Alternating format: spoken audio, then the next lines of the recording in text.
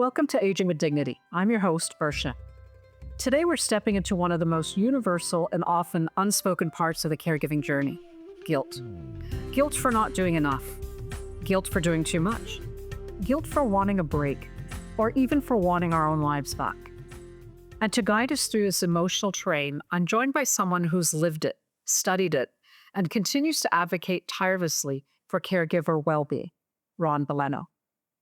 Ron is a caregiver, leader, educator, and an advocate recognized across Canada for his work supporting dementia caregivers, aging in place innovation, and compassionate community design. My hope is that we can unpack what guilt is, why we create it and carry it, and how we can set it aside. So let's begin. Hi, Ron. Welcome to Aging with Dignity. We've been bumping up against each other for some time now, and I'm always amazed at your ease with people generally and your specific connectivity with caregivers across the country. And so I'm especially honored to have you here today to help us explore the all too frequent guilt that accompanies the loving support caregivers give to their loved ones. Before we dig in, would you share a little bit about your personal background and give us a better understanding of your experiences in the caregiving space? Thanks, Varsha, for having me here. I was a caregiver to my father, Ray is his name, that lived with Alzheimer's for over a decade. I always like to tell people from the years because it does help. From 2007, when he got diagnosed, and he passed away at home in 2018. So just over 10 years caring for dad with Alzheimer's. Um, Myself, I have been in this space just in the dementia and caregiving space for longer than that now, because I've actually been a strong advocate to support other caregivers and families over the years. I do a lot of work related to research. I've been known around technology and innovation, and I work with healthcare a fair bit when it comes to the care side for someone with dementia. So that's the short version of my background, but I'm sure we're going to go into more deeper. Well, I'm sure there's a lot of depth in what you've covered over those years, and there's been a lot of progress as well in the space of dementia. So before we dig in into ways that you can help us deal with guilt, can you start with a brief definition or an overview of what you see as guilt? Like what is it? How do we identify it? How does it show up emotionally? And how caregivers often attach maybe too much meaning and judgment to it? Yeah. So guilt, first and foremost, is an emotion, okay, that we go through. And I'm talking about guilt in the caregiving space. Okay. An easy way to also explain guilt is outside of caregiving. So the easy one would be uh, legal guilt, okay, coming from someone who broke the law. Okay, so you're guilty of speeding. Okay, you've gone over the speed, and so that's legal guilt. Okay, there's much heavier laws out there, but just be aware that guilt has also been created. It's human made, okay, or man made, woman made. Okay, okay, those legal laws have been created outside of or it's different outside of, let's say, where we are in Canada. Okay. But that's still human made. Okay. So that's something to be aware of. Human defined. This is what it means to be guilty of speeding. Okay. There is the other guilt that I grew up with, religious guilt. Okay. So I come from a Catholic upbringing, and there's this thing called heaven and hell. There's the Ten Commandments. That's just an example of one religion, and you have to do these things, okay? Because if you don't do these things, you're not doing it right, and you're guilty, okay, of breaking the Ten Commandments, okay? So that's just one example, the religious guilt. In caregiving guilt, okay, it still is an emotion, is what I usually tell people, is that guilt is an emotion, which is a self judgment of oneself. Okay. Put aside everybody else first, just on the person. The guilt that many caregivers go through is that they've judged themselves as doing something either right or wrong, good or bad, right? So I've done something wrong or I've done something bad. So we will be talking about words and how people communicate uh, in their minds when it comes to these conversations around emotions. But that is the basics that I'm going to start with is that caregiving guilt, okay, is the conversation we have and judging ourselves right or wrong or good or bad uh, in something that we do related to care. Ron, that's a great distinction, sort of the man made aspects of the other forms of guilt versus the emotional guilt that we feel internally. And there may be an element of society imposing some structure and the reasons for their guilt. And I'm sure we'll get into that. Before we do that, though, can you differentiate between guilt and shame? In the caregiving context, is one more harmful than the other? Do they even come up together in your sphere? It does. Guilt and shame sometimes go together. So for me, if someone was speaking, so I always would pay attention to someone's words and language. They would say, I did something wrong. That's guilt. Okay. So right or wrong. Okay. Shame would be something is wrong with me. Okay. Okay. That's what someone would be saying usually. Right. So shame usually attacks someone's identity.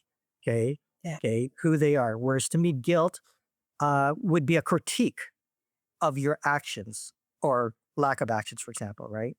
So they're hand in hand, but not always together. Okay, but they're kind of separate. They're still separate. Mm. So I know you've described guilt as a process with which we often attribute these labels of success and failure. Is there a better framework that you can offer caregivers to consider as they try and manage their way through all of these feelings of guilt that you've talked about? Yeah. So first and foremost, I want people to understand when I'm explaining guilt today here, that's my definition. These are my strategies that I've had to address. And I need to go a little bit into the backstory before I get into the framework on this here, is that uh, there are many strategies to address guilt. Okay. People are going to give you advice. Okay, you're going to get clinical advice. You're going to get just friendly advice, with good intentions. So everyone gives advice. Okay, everyone likes to chime in, which is great. That's great. For me, I first need to let people know is how did it even come to fruition for me before I give that framework, because I want people to understand in those 10 years that I was caring for my dad, okay, the first 5 years, I was dealing with guilt that whole time. Okay. And it wasn't until the last 5 years where I came to a point, uh, and I'll tell that story in a second here, where I said, hey, you know what? I'm going to remove guilt from my caregiving journey. Okay. So I should have led earlier, but I'm going to lead it here now is that at this point for me, whenever I chat with caregivers and anyone caring, I say, if you care and you are trying to care, then guilt has nothing to do with caregiving, in my opinion. Okay. It's a story that people have brought to the table of care. And to me, if your intention is to care, okay, first and foremost, okay, guilt has nothing to do or should not have a place in that. And why I say that is that we even have to go a little further back as to the game of caregiving. Okay, what is caregiving? Okay, people think many times that caregiving is something that you're supposed to get correct, that there is a perfect way. Okay. And that's not what caregiving is. Okay. Not to me, not to the thousands of stories I've heard and had conversations back and forth with, is that caregiving at this point for me is about getting through life, dealing with the failures and the struggles that we are dealing with, whether that's health, physical, emotional, financial, resources, relationship, all that, just getting through life, we're dealing with failures. Okay, that's what caregiving is. You're caring for someone who is dealing with some failures, and it's not a bad or good thing. So I just want people to first understand that. And the game of care means we are going to fail. Okay. We are going to screw up. Okay. Things are not going to go our way. We're not going to get what we want. And that's the first step to understanding where I'm going with guilt here is that you have to understand you are going to do your best and you're still not going to succeed. Okay. That is what caregiving happens. So that's where I start with there, Varsha, on that end. And your question is about the framework now, right? So what is that framework? Okay. For me, in that story, that first 5 years, I was dealing with guilt. And then someone started telling me, I'm feeling so guilty, Ron, because I'm not caring for my mom the way you're caring. And he was comparing himself to me. I'm saying, what makes you think that I'm doing it right? And then he said, well, you're doing this. Your dad's still at home. I put mom in long term care, gave this whole list. And I said, oh my gosh, it's like this whole guilt thing that he has on himself. Am I doing that to myself? Okay? Caregivers don't realize how much they're internalizing the guilt. So I just bring that story up because eventually I realized in the conversation with him and many others after, they said the same things over and over again. Okay. This is where the framework comes in now. Okay. Before I give my framework, I say, listen to everyone who talks about guilt. What are the words that they keep saying? And these are the four popular words that they say. Okay. Right and wrong, or good and bad. Okay. So they're saying, Ron, I didn't do that right. Okay. I didn't do that right. Okay. I didn't do, so they might even say the word right, but then what are they really saying? When you say I didn't do it right, you default binary to wrong. Okay. Or that wasn't good. Okay. So you default to bad. Okay. That's not caregiving. Okay? Caregiving is all the grays in the area, all the colors of the rainbow. It's not binary. It's not one or the other. So that's where I start off. And really, it's simple for me. I tell people remove those four words, right, wrong, good, bad, out of your system. And then we'll go deeper into this in a second. But that's where I'll pause there, Barsha, on that. Yeah, no, those are four important words that, as a caregiver, I used it as well. You've used it. You eventually, I think we come to some recognition of it in whatever way, whatever the catalyst is, internal or external. Another word I'm going to throw at you is enough.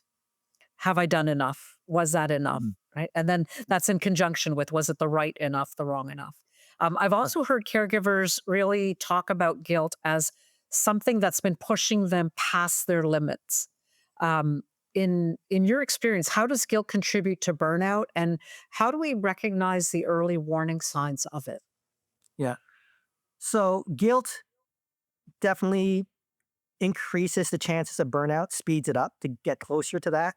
And that's why I remind people that guilt is an emotion that, again, it's a self judgment. And we'll talk about other people's judgments on us, okay, in a second there. But for now, that first you have to realize, how do you accept that conversation in your head? So are you saying, yes, I'm not doing this right. I'm doing it wrong. This is not good. This is bad. What that does, you know, is one of the ways I would start first paying attention, okay, to an early sign is to the words you use, or if you hear it from a friend, are they saying that? Okay, to you notice a caregiver saying that a lot. I'm saying Yeah. you could easily figure out, hey, are you feeling guilty? Yeah, and many times, I think 99% say, yeah, I have guilt in. Okay, so there's signs of resentment. Okay, irritability is one that I see. And sometimes there's emotional numbness that comes out. Okay, like that they're just very numb in their emotions. Okay, to trying to avoid that guilt is uh, that other phrase, feeling. So I come back to the feelings that nothing is ever enough. Okay. So no matter what you do, it's never enough that you're going to get there. And again, that's why I have to remind people another, podcast could be the game of caregiving, right? That you're never going to achieve a perfect state in caregiving. Okay.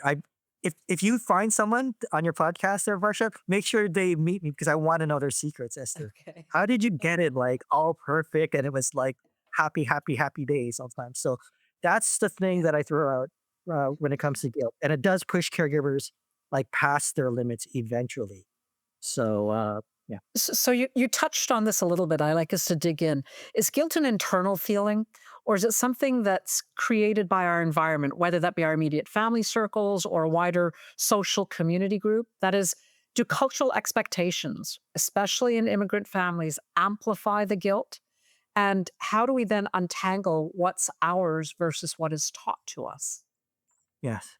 So the answer is yes to all of them. Okay, that guilt is amplified by external relationships, the people around you, by internal expectations, okay, within yourself, by your upbringing. All that affects how you tell the story back in here.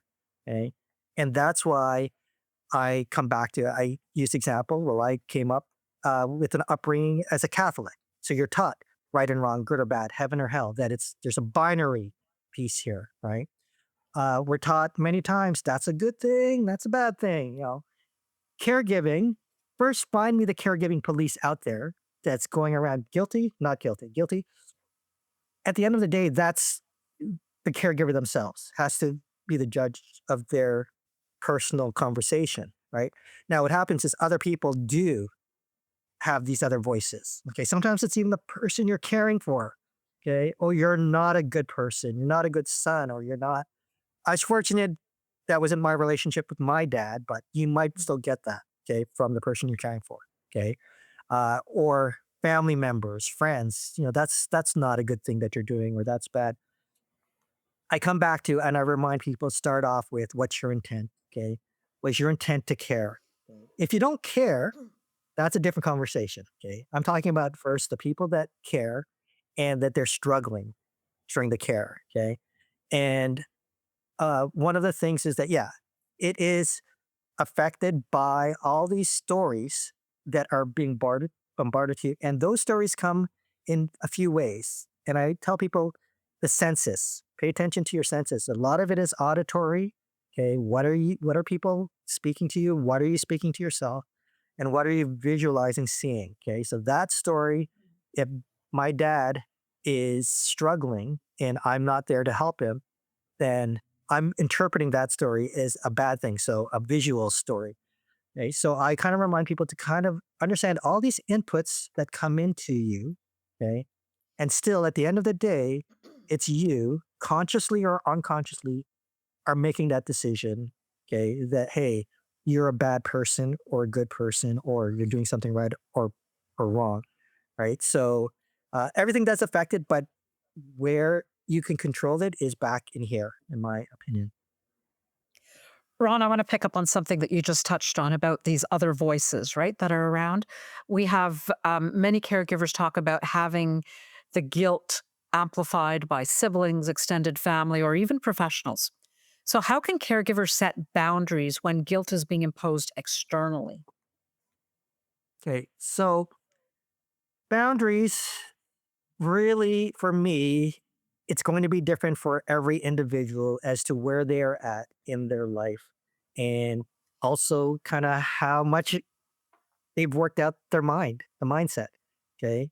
Uh, what I'm throwing out here is sometimes it's simply reframing. That's one phrase people say, oh, you're just reframing this. I said, yeah, you could look at it that way, but reframing takes work sometimes, or a lot of work for a lot of people. You can't just say the words if you're not believing in it, if you're not working on that, okay? If you're not consciously saying a new story, a new narrative to what is going on, right? So it is one where coming back to your question, or Varsha, remind me here, sorry, I kind of went off track here. No, just how do we set these boundaries as Oh yeah, the external boundaries. parties? Yeah. Yeah. So the boundaries really is for me, I have to tell people is what happens when you're by yourself. Okay. Okay. Sometimes you can't ignore the voices if you're in the same room with someone saying the same thing. Okay. Okay.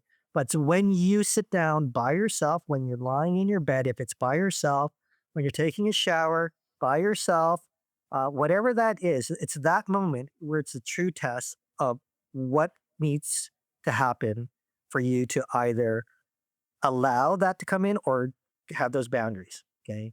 If you can do that by yourself and set those boundaries, saying, I love my family member, even though that they're telling me I'm doing something bad. I love, you know, these people, that's their intentions, or maybe not, but it's like, but what am I telling myself?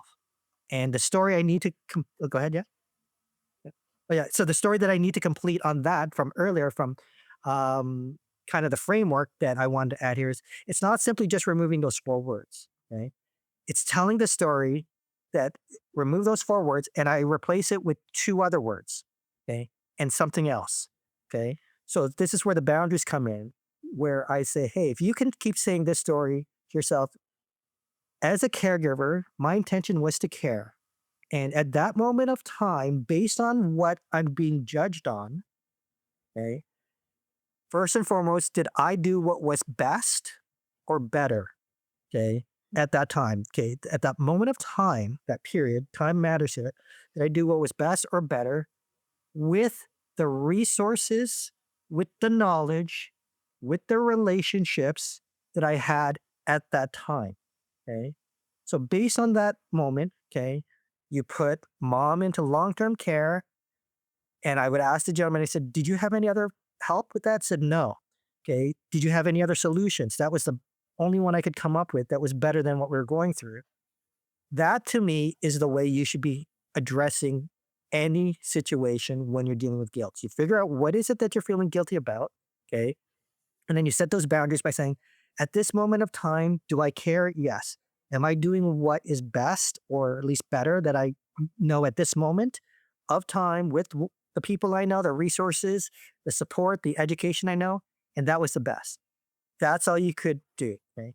Here's where it gets tricky there, Varsha, is that boundaries is that if it goes not your way down the road, so you moved into the future and something doesn't go well, yes, sometimes just because you do that doesn't mean it's going to go your way still. That's the game of caregiving, I remind people. But what happens here is that people now judge themselves in the future for something in the past that they didn't have.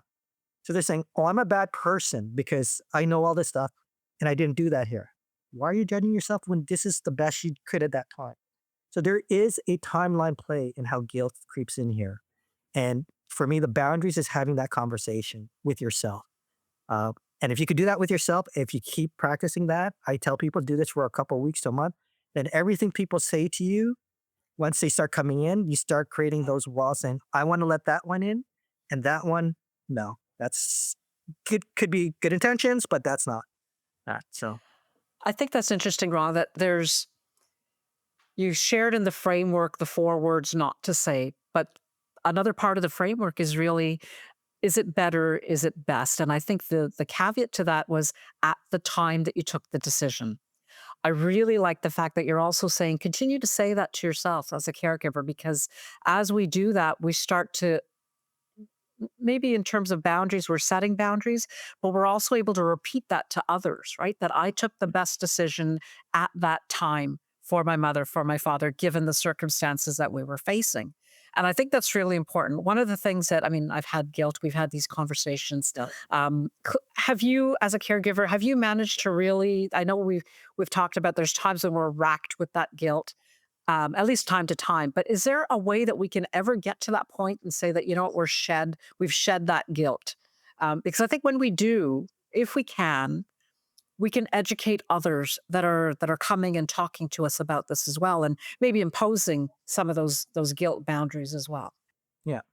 So I'm going to say for me, I don't feel guilty in any of it anymore. Right. So that's me.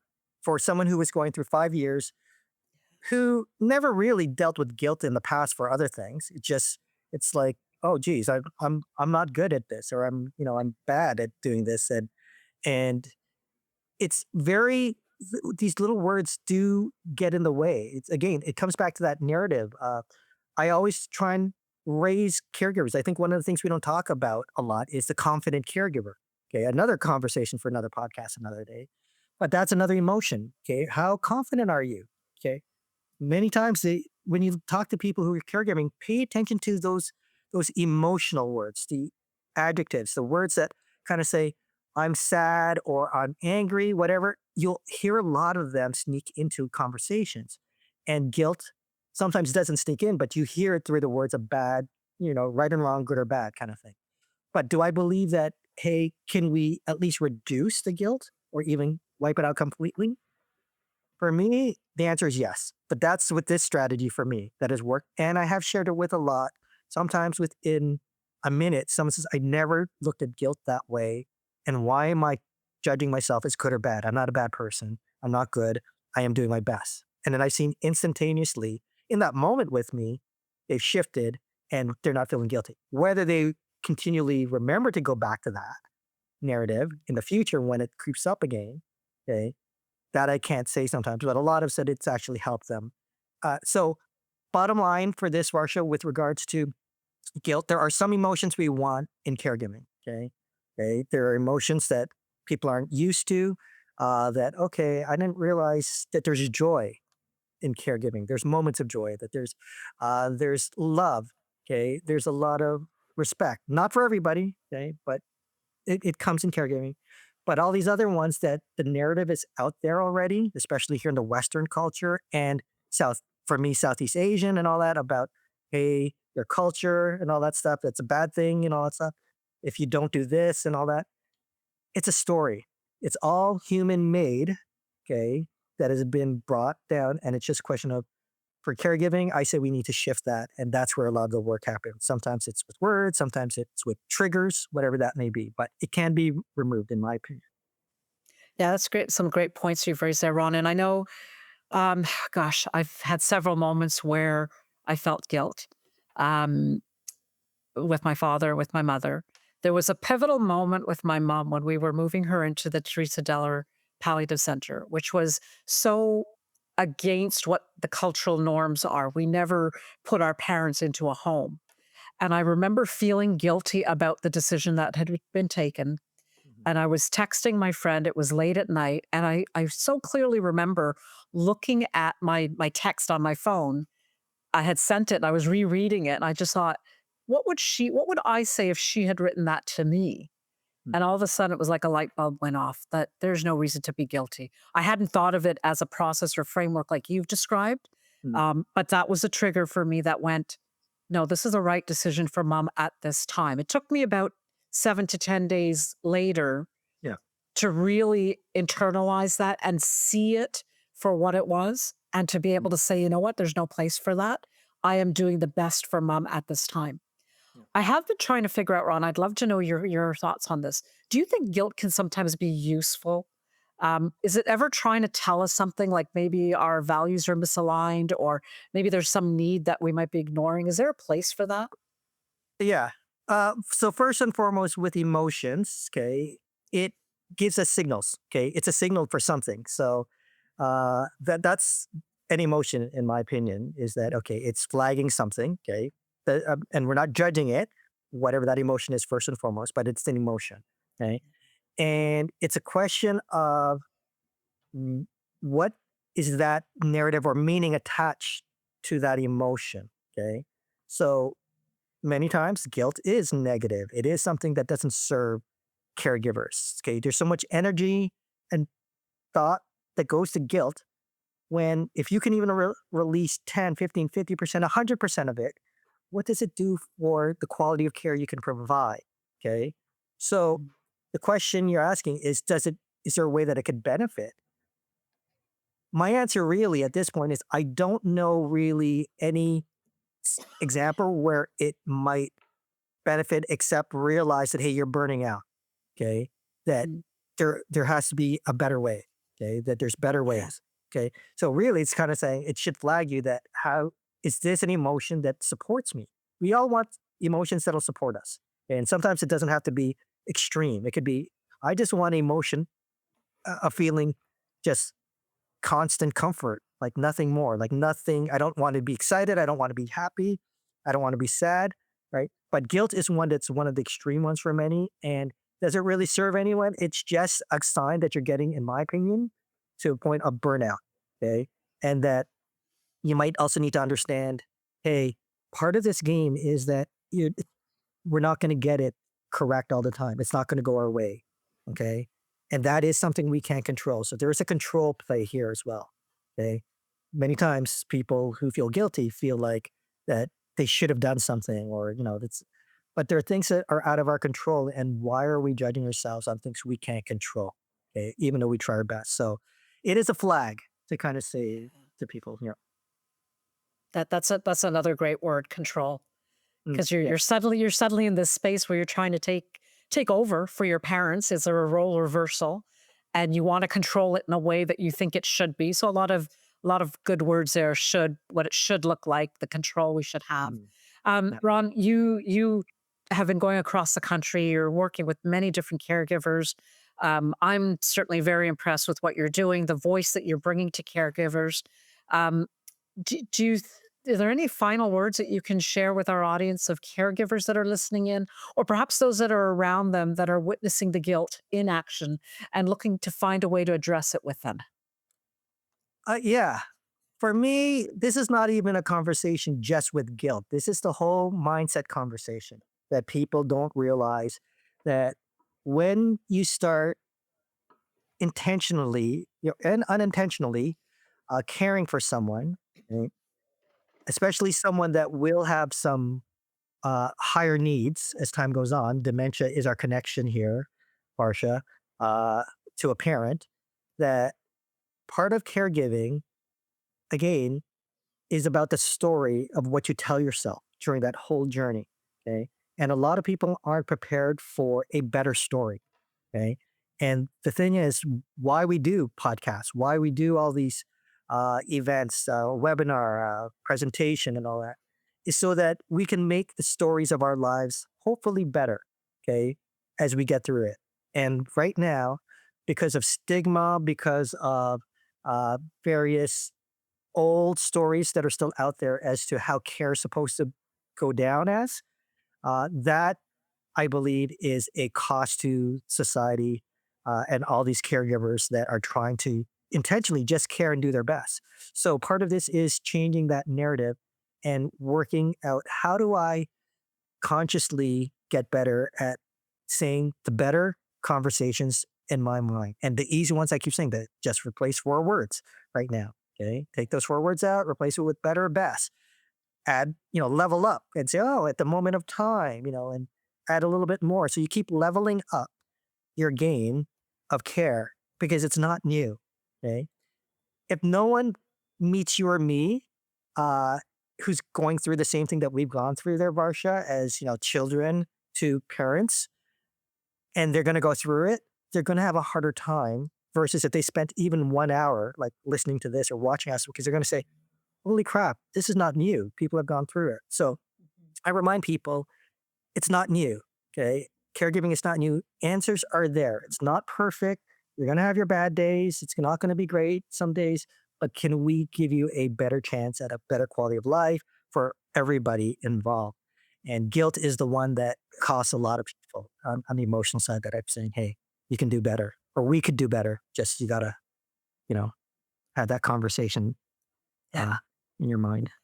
Ron, this was a much needed conversation around guilt. I appreciate you joining and bringing your experiences and stories to light to help people understand that they are not alone. You've also touched on a couple of other areas that we need to explore in future episodes. I think the stigma of certain diseases like dementia is another one to add to the list. So thank you very much for your time. I appreciate you joining today. Thank you, Varsha. Ron, for all his work with caregivers across the country, was honored this fall at the Canadian Caregiving Summit, where he received the Vicky Kamak Trailblazer Award for his passion and dedication to caregivers across Canada. He knows his stuff. He feels his stuff. So if there's one message I hope caregivers can take away from today, it's this. Guilt isn't a sign that you're failing. It's a sign that you care deeply. It shows your love, your commitment, and your humanity, but it doesn't have to control your story. As Ron reminded us, guilt can be explored, reframed, softened, and with the right tools or words, it can become something we understand rather than something we fear. To everyone listening, if guilt has been sitting heavy on your shoulders, know this: you're doing the best you can. You deserve rest, and you do not have to carry any of this alone. If this episode sparked something for you, please share it with your family, your friends, or anyone you care about. And don't forget to hit like and subscribe to this podcast if you're enjoying what you hear. Thank you for listening in and sharing your time with me. Please join me each week for new insights into aging with dignity. Until next time, reminding us all to age gracefully and live vibrantly. Everything you've heard today, just real talk. It's just our personal stories, experiences, and honest opinions. This podcast isn't providing legal, medical, financial, or therapeutic advice. And no, listening doesn't make me or my guests your lawyer, doctor, financial advisor, or therapist. The guests and I are here to share stories, spark ideas, and hopefully give you something to think about. When it comes to the big decisions, make sure you do your homework or check in with the experts who know your situation best. We're here to keep the conversation going. You're the one in the driver's seat.